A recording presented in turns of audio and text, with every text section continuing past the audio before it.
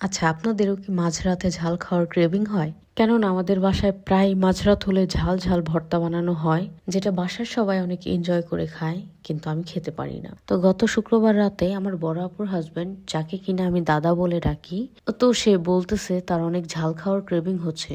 তো আমার আপুর মাথায় ইনস্ট্যান্ট আইডিয়া চলে আসলো, সে হচ্ছে চিংড়ি মাছের ভর্তা বানাবে। সো যা কথা তাই কাজ। সে একটি ফ্রাই প্যানে চিংড়ি মাছ এবং শুকনো লাল মরিচ ভেজে নিল।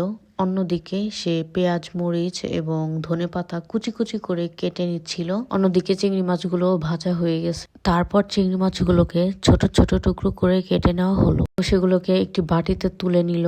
এরপর ধনেপাতা, পেঁয়াজ, মরিচগুলোকে ভালোভাবে মিক্স করে নেওয়া হচ্ছিল অ্যান্ড সাথে সরিষার তেল, পরিমাণ মতো লবণ তো দিতেই হবে। এখন সবকিছু মেখে নেওয়ার পরে ফাইনালি তৈরি হয়ে গেল আমাদের চিংড়ি মাছের ভর্তা, যেটা কিনা দেখতে খুবই মাউথ ওয়াটারিং লাগতেছিল, কিন্তু ঝালের কারণে আমি তো খাবো না, আগেই বলে দিয়েছি। আচ্ছা, আপনিও কি ঝাল ঝাল ভর্তা পছন্দ করেন?